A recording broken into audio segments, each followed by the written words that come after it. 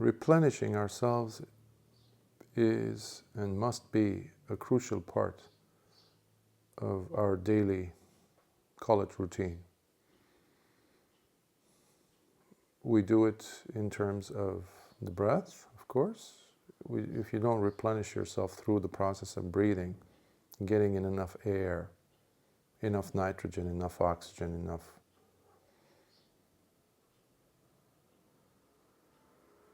then you die.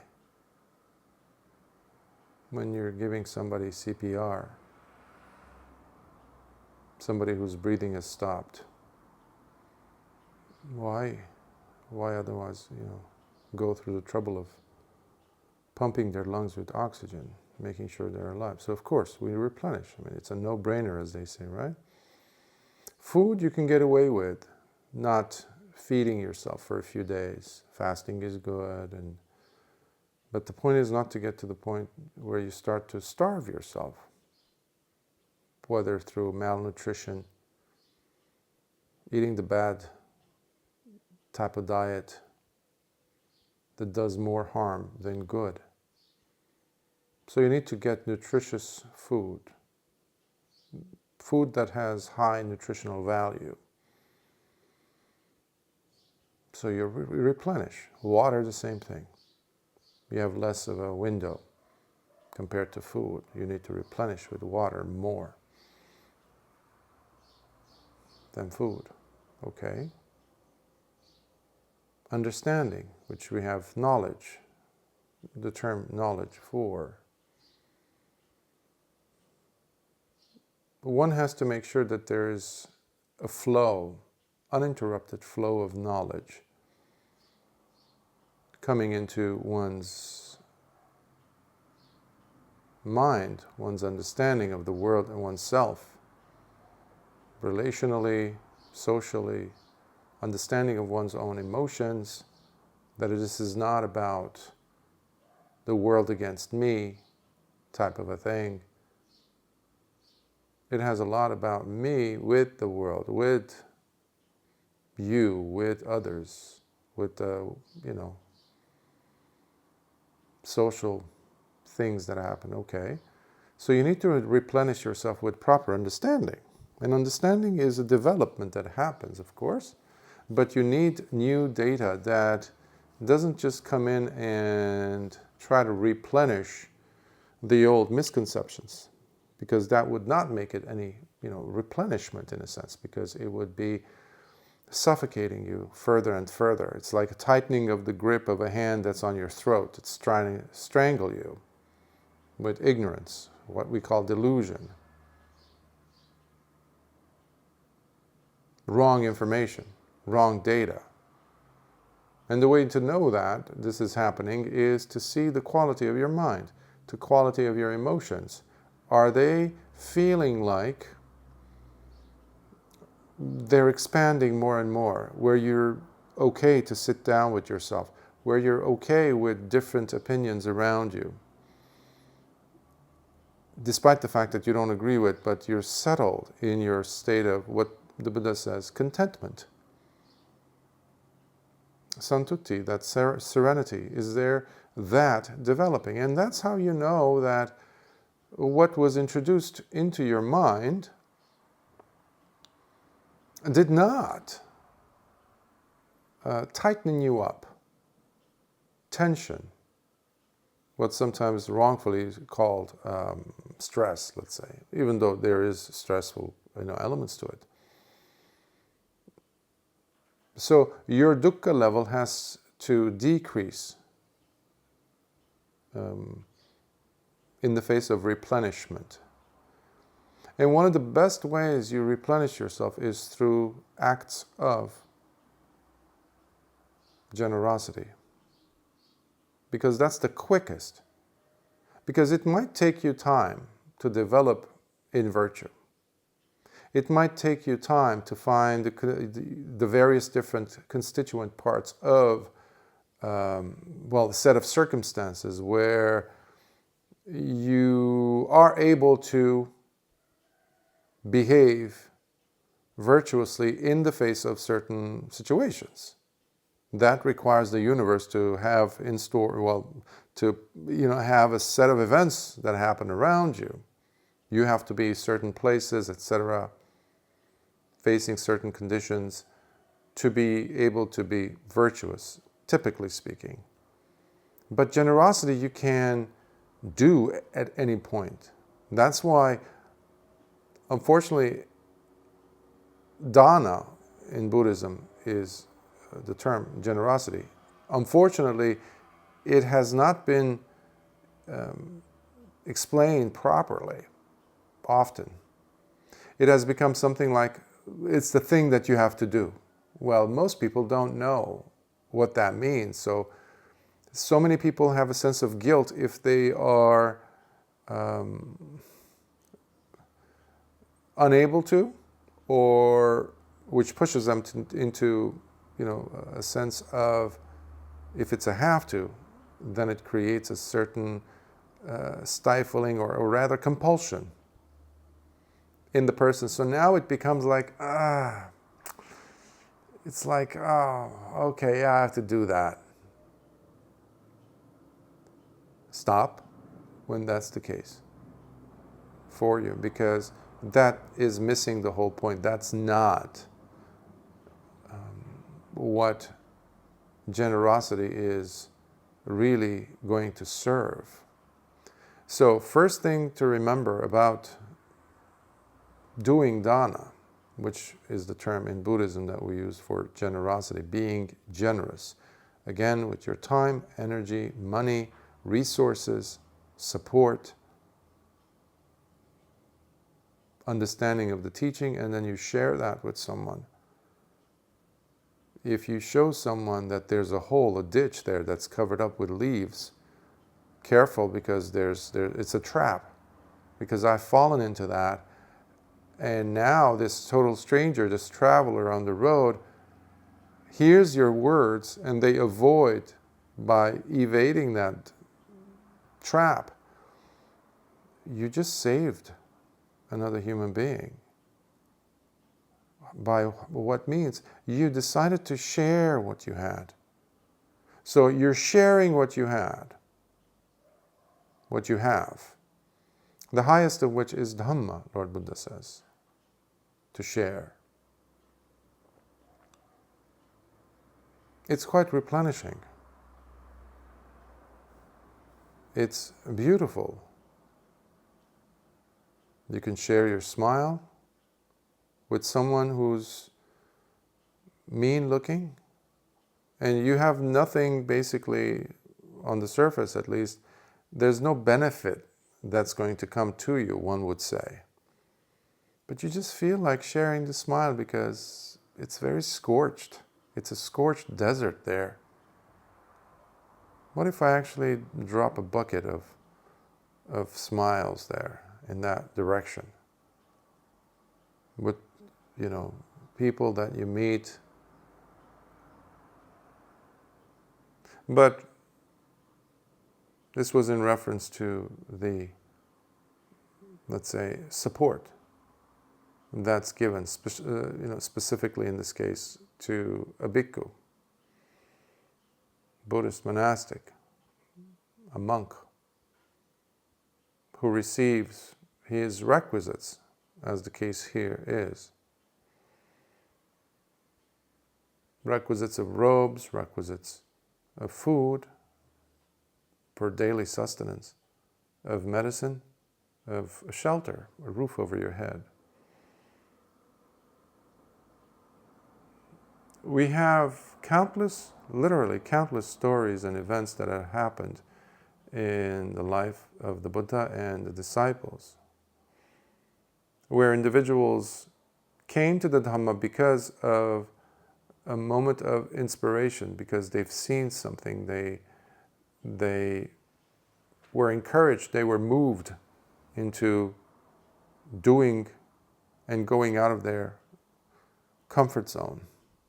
And that requires growth, which is another form of replenishment. If you're planting a flower, or if you have a vegetable garden, or you're growing wisterias, in your garden, beautiful flowers, purple, white, etc., pink, or a rose bush, or any kind of. You have to give it life, you have to protect it, you have to make sure that there's room for it to grow. You have to make sure that there's enough twine or threading that, or strings or sticks, etc. You place around it to protect it, and also give it a path. Give it a path out of that place. Because that wisteria is going to grow beautifully if you show it, if you have given it a direction and let it be. But you have to give it, in a sense, an outlet. You just allowed the wisteria to replenish itself by all the sustenance that it will get from the sun, the water, the food, etc., the soil, the carbon. And it starts moving, spreading. And that space will be beautifully filled up with its colors, with its fragrant petals, like grapes hanging on a vine, except it will be flowers. Your dana has to replenish you. You don't give to just give. The giving can come as instigated by faith, which there's nothing wrong with that, it's a beautiful thing. Despite the person to whom you're giving. In the Anguttara Nikaya, in the numerical discourses, the Buddha talks about giving on many occasions. And you have so many examples. I've shared some of them with you, such as the various phases of giving. Before the giving, you must feel joy about the intention of giving. Before having given it, just the thought makes you joyful. The second is, while you're giving, you must feel that joy running through your whole body, suffusing your whole body. And third, especially after having given, every time you recall that, the Buddha talks about this. But also he mentions how it's important to know who we are giving. Now, unfortunately, if we don't have, most of us, we don't have that ability to look into the person's mind, or you're captivated by an image. And it kind of, it's very, it's not as truthful. It's not a reality in a sense. It's just one-sided in a sense. And Lord Buddha says the benefit comes back to the giver, despite the fact that the other person, the recipient, was not qualified to receive. For that we have the third, when we mention the triple gem, the Buddha, the Dhamma, and the Sangha. The real Sangha are the real practitioners, which most people don't know, or they're the ones who qualify to be the true recipients. And this is, of course, controversial because people don't like to advocate for that. How will you know if the person is a practitioner? Well, you can look at them. You can look at their behavior. You can look at the work they've done or are doing. Do they match their words and their actions? Do they have something to show for the fact that they are, let's say, bhikkhus? It has to match. There's no secret about it. There's nothing mysterious about it. In that sense, there was nothing mysterious about the life of the Buddha. People made it into that.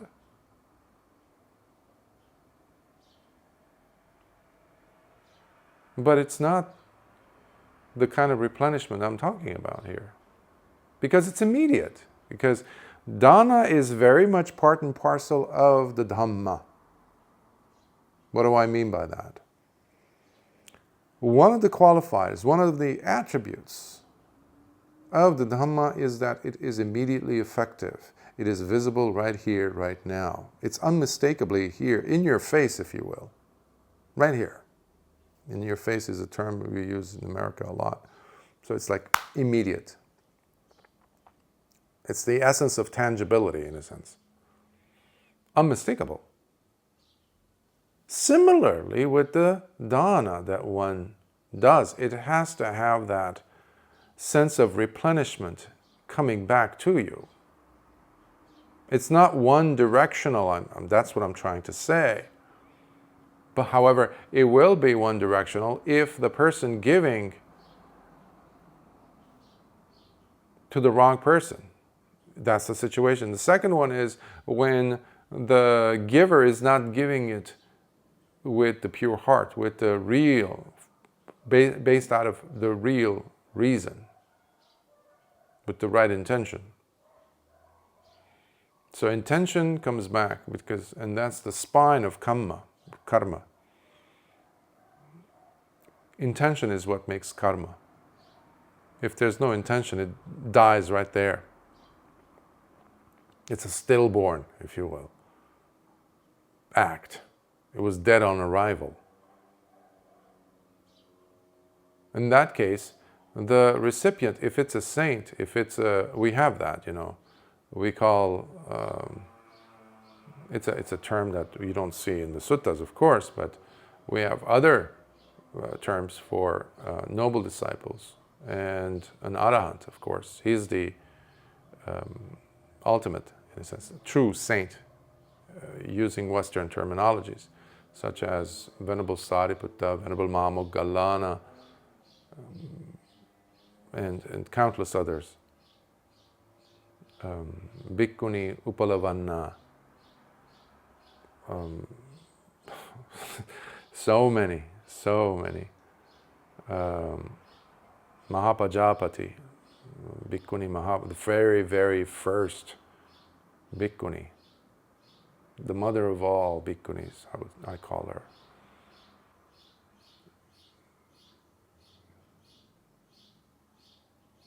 It's very touching to remember them. These were real saints.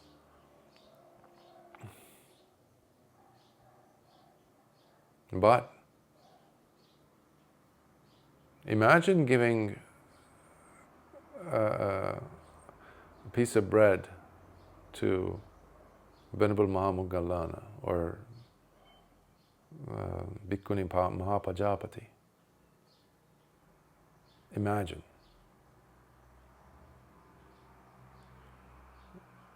It replenishes you.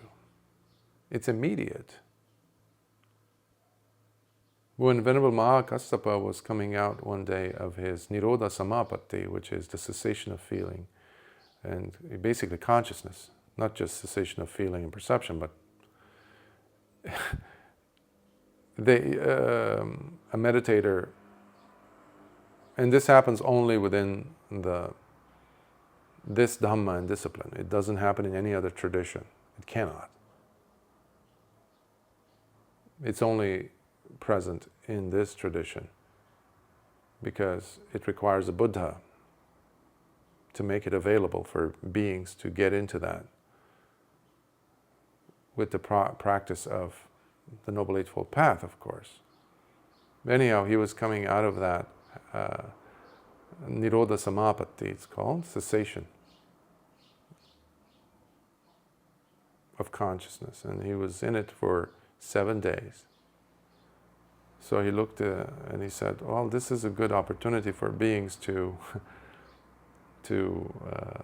serve or give some food to a person who came out of it. And at that moment, Satka, the king of the gods of Tavatimsa, Lord of the 33 gods, he immediately finds out about this. So he and his wife, they basically show up, and then they take the shape of the form of two very old, basically a couple. And they show up. He makes this, this hut. He's a god. He can create, manifest things, right? But despite his wealth, despite his divine splendor, he's here. He's on this planet somewhere in India,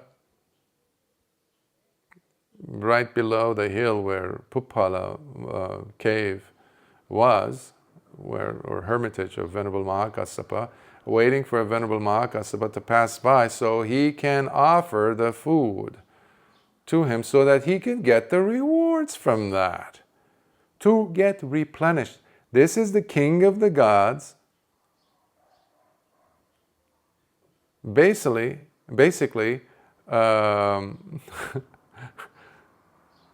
jumping in to rebound or interrupt the flow of blessings that was coming to the people and other people who were there, other villagers. But he's there pretending to be one so he can get the merits from that. Now, Venerable Mahakassapa, he sees this couple, and they're very frail, and they're offering, they're shaking, their hands are shaking, they're so frail, weak. So he takes pity on them, and he approaches them. And they reach into their bowl to take out the food, to put it into his, lumps of it into Venerable Mahakassapa's bowl. And it's delicious, it's fragrant, even before they open the bowl. So Venerable Mahakassapa is looking and he's saying, something is not adding up here. And then he looks, he just looks into their hearts and their minds, and he sees that this was all a setup in a sense. This is Sakka. It says, Sakka, what are you doing here? So he completely dissolves the facade that the king of the gods created this mask for him to penetrate into that scene so he could get the merits of offering food to a saint. And he says, both hands in Anjali, he is discovered, so he takes his normal shape and he bows to him, to the Venerable Saint. And he says, even us, we need the benefits. We need to be replenished by the grace of a saint like Venerable Mahakassapa. Not just human beings, we too, because our glory is not infinite. It's temporary, it's unstable, it's transitory, it's impermanent. And we need those merits to come to us, which is another reason why after every Dhamma talk, after every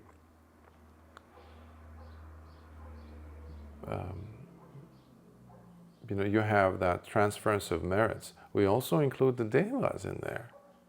Please do not think that they don't need our compassion and generosity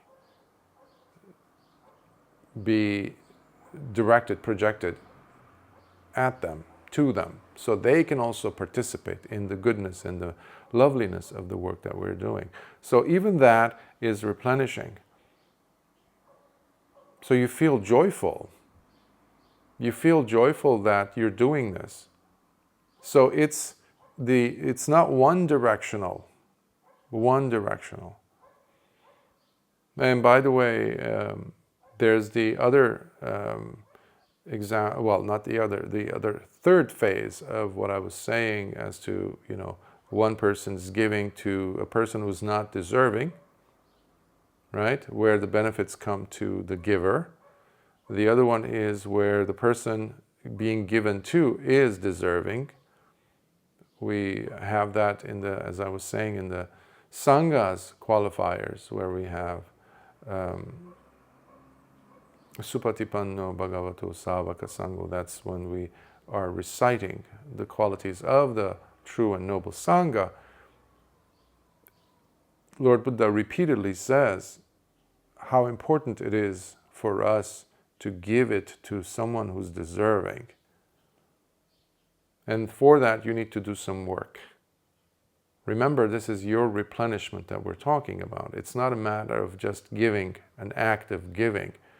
Because if you are not coming from the right intention, and the person that you're giving to is not deserving of that action, in a sense, where they look and they say, okay, they, in a sense, there's this almost like contempt there, or sure, yeah, give it to me, or they're used to it. It dies right there. That's another form of, it doesn't fit, it doesn't stick, like a miscarriage, or, it doesn't stick. It doesn't land.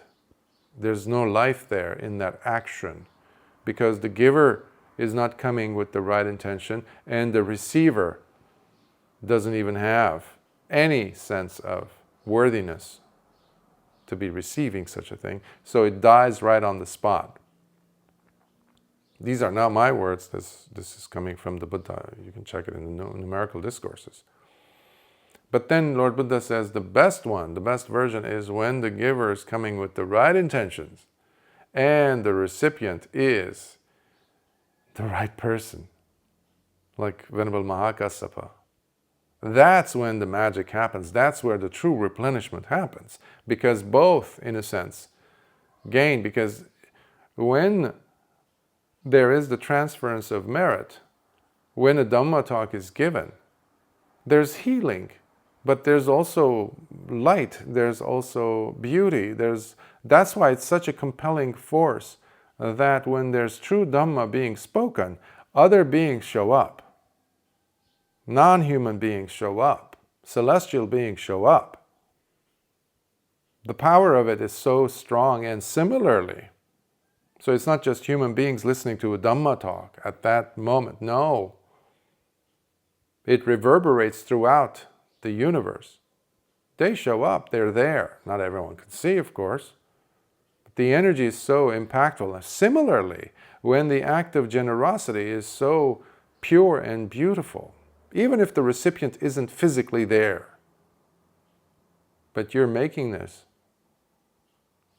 to that entity, to that person, and you're giving from your heart, and you know in your heart of hearts that that person is worthy. So there's strong saddha in you, faith in you, and it's for the right reasons. It's so powerful that other beings, it's like a vortex of energy that comes in. And now, so many people, so many beings are influenced suddenly. Not just one person is replenished, like the case was with the unidirectionally, with the giver giving, and no, this impacts. It's like such a powerful, fast-moving, I have to say, spontaneously. That's how fast. Ripple effect that resonates everywhere. These things are not stories only. These things impact a person and can take a person into deeper and deeper layers of illumination, of awakening. One time, the Buddha saw in his mind that there was a stingy couple living in, I think it was Savatthi somewhere. And he calls over his chief disciple. He had two chief disciples, so I already mentioned him once, I think, today. Venerable Mahamoggallana. He says, Moggallana, there's this couple. They're ready for the Dhamma. Go to them. He says, yes, Lord. And he goes. Now, the thing was, let's go to the couple. The couple were, as Lord Buddha said, were very miserly, stingy. And the man turns to his wife one day and he says, why don't you go ahead and make cakes, basically. Cakes is like, in this case, fluffy, piece of dough. And it's almost like if you've ever gone to an Indian restaurant, maybe a fluffy naan bread, maybe. Could be something like that. So anyhow, he says, but don't make it in the downstairs where people could smell it, neighbors could smell it, because it's going to involve ghee, this and that. So he says, come up to the highest level of the building, of the house we have. Let's make it there so people cannot know that you're making this. Why? Because they're stingy. They don't want people to come and say, we smell the bread. Are you making cake? Could we have some? Or, beggars, or, to come and ask. So he says, just avoid that. Come upstairs and cook it, bake it there. She says, yes, husband. So they go upstairs together, and she's making cake. And at that moment, who stands right there in front of the window? Not the door, the window upstairs. Venerable Mahamoggallana, in his beautiful, solemn, very relaxed, quiet, eyes lowered, stands. A bhikkhu, bald-headed, wearing his saffron robes, he's standing right there. So you can, after the shock is over,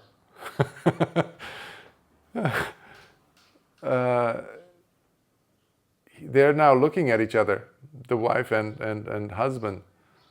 After the shock, again, is over, he says, well, we have no other choice. You have to give him something. So he says, why don't you go ahead and take a pinch of the dough and make one and give it to him. And let him, let's get rid of him, basically. And she says, yes, husband. So she takes a pinch, literally, of the dough, and she, flattens it on the, I guess, the stove or whatever she had, fire. And all of a sudden it grows to a huge size. And the man comes and says, what did you do? I told you just a little bit. What is that? This is like a kilo. She says, that's what I did, exactly. So he says, come here. So he gets a pinch and he puts it in front of both of their eyes. He makes it, and guess what? It grows in size. Venerable Mahamoggallana is still standing there, or hovering outside the window, as if this is normal, Remember, he was second only to the Buddha in his psychic, supernormal abilities. The focus is the generosity, though. That's what I want to share here. And then so back and forth, he says, okay, finally, give it to him. Give it to him, the one that we just made. I don't care, it's big. And now, because she picks that up and puts it in the other container with the other pieces of, cake or, layers of it. So now she wants to pull one out, the last one. And guess what? They're all attached to each other. So she cannot just give one. She has to give the whole thing to the Venerable Mahamoggallana. And she calls her husband. It's like, husband, this is not, look what's happening. So they're really frazzled. They're really, shaken. Until the man's, they have to be pushed out of their miserliness. He says, okay, give it to him. Let's just give it to him. So Venerable Mahamoggallana accepts the bucket full of, I guess, the bread. But what he does is, of course, this shakes a person, right? This is totally supernatural. Plus, there's a human being, a teacher, a saint in front of your window, third-story building. He's not standing on the balcony, They're shaken. So Venerable Mahamoggallana takes the opportunity to, now this is a person who is saintly, but the ones who were giving were not coming from the right place. Before accepting, Venerable Mahamoggallana gives them, shares with them the highest gift, which is the gift of Dhamma. and he talks to them. And they're moved so much. They experienced the first jhana just listening to him. And now faith is growing. Remember, Venerable Moggallana went there because Lord Buddha saw in his mind that this couple was going to attain level of sainthood, purity. They were going to taste Nibbana. Despite the fact that they were miserly. They were, Ebenezer Scrooge. But here, they're completely transformed. So, and he says, Venerable Moggallana says, let's go to the Buddha. I would like you to listen to the great teacher. So they go. They were already replenishing themselves, started to. And then fully replenished themselves when they tasted the Dhamma. And they became noble disciples. They became, at the very least, Sotapannas, who wants stream winners.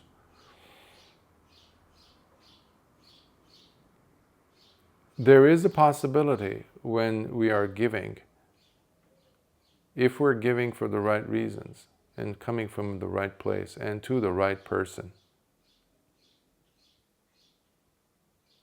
that it really develops to the point where you replenish yourself to the state of perfection. For many people, we have to go and live in a monastery, live in a cave for decades, or die in a cave in order for us to somehow attain to levels of awakening. That's not necessarily so. People have the misconception that it only comes if you're a monastic. That's not necessarily so either. It's not meant for everyone to live. This was clear even for Lord Buddha. He would teach this also to people. That's why we have initially we had four categories of the Sangha, of the community.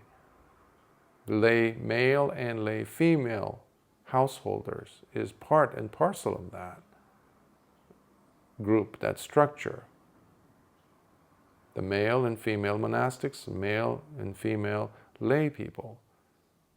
Well, that's how the Sangha has survived over the course of time. But ultimately, if it doesn't get infused by the right and proper understanding of what it is this dana all about, then it becomes just another ritualistic thing, which is unfortunately what it is today, in most cases. In most cases. So this is what I encourage people to think and consider their role in how powerful this is. The person has the power to attain, even from their act of generosity. This cannot be overstated. That's how important this is. So just like you're replenishing yourself with oxygen, with water, with food, with nutrient-filled food, then you have to really replenish yourself with the proper practice. Ask yourself, how many of the Noble Eightfold Path steps did I actually put into practice today? How many?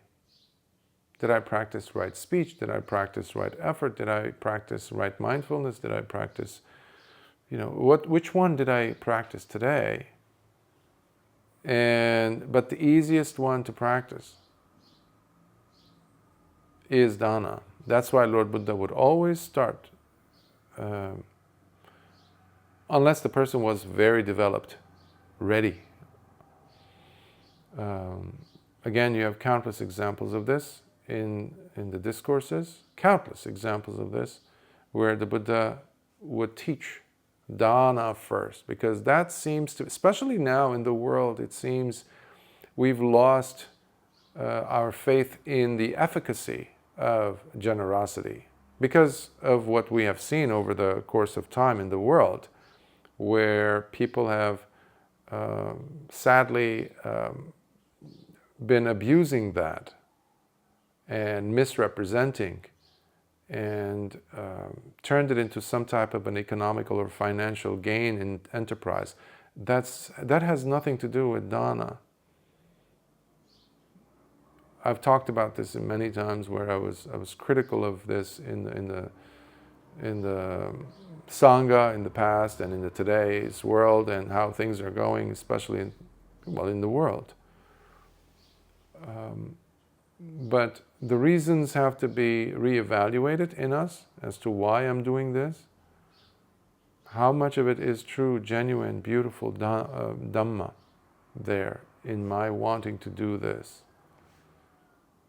And because it's incalculable, Lord Buddha says.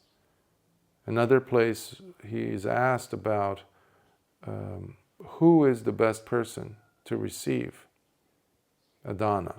It's so beautiful, like the questions were asked before our time, long ago, and the answers were provided beautifully by the Buddha. So that's a very valid question that might be running in your mind. Okay, who is the best person? How should we know? So, because the people who would come and ask oftentimes would come from different traditional background or religious background, so they would be offering food and shelter or whatever requisites to people, recluses of other traditions and this and that. So the Buddha would say, a person who's virtuous, not necessarily part of this path, part of the Sangha, there's some benefit to the giver, of course, if they're offering it again with the right intention. But then gradually he comes into a person who's attained to the first jhana in this tradition. The benefit is far more, far greater than that person who was seen as a religious person from that tradition, etc. And he goes up, second jhana, third jhana, fourth jhana, fifth jhana, sixth, seventh, eighth, and then he goes into the first level, awakened one, which I said earlier about the stream winners. He says, it's incalculable to offer to, stream winner, once returner, it's even more. He qualifies it. In a sense, he quantifies it, your generous act. Because people want to know deep down, like, okay, so how much, like what's happening? So I'm giving because it's a visual thing. That's why I wanted to emphasize the importance of immediate replenishment that has to come to you. But when he gets to the Arahant, and then he says also about a Pacceka Buddha, a silent, non-teaching Buddha. And then he talks about the Tathagata. He says already it's incalculable when you get to a noble disciple who's a stream winner. Imagine how it will be when you're offering it to an Arahant, to a Pacceka Buddha or Tathagata. So this is crucial for us to really think about, and the importance of replenishing ourselves with every act of generosity. Are you feeling joyful? That's a replenishment. That's a replenishment. If you drink fresh squeezed orange juice, just one, okay? If you drink a whole glass, that's too much sugar. Just a caveat. Please notice what's happening to your glass of water, fresh water, clean. You feel energized, you feel replenished, you feel strength, you feel alive. Dana is supposed to be that way. Your generous act has to give you that. Because yes, we don't have the eyes to see necessarily arahants walking among us, or who's a true noble disciple and who's not. But it doesn't have to be a shot in the dark, a matter of guesswork on your part, or listening to who's the most influential person out there in the world, who's getting the most dana, which for some reason still works in some circles. So if every, dana is going to that person, that great teacher over there, so it must be a good, so that's a good indication. No, no, no. Listen to your heart. Check the Dhamma. Check Lord Buddha's statements. But most above all, check to see how this is feeling to you, for you. Is there joy? Are you replenished or not? Even with the thought of being generous. Sukhyot.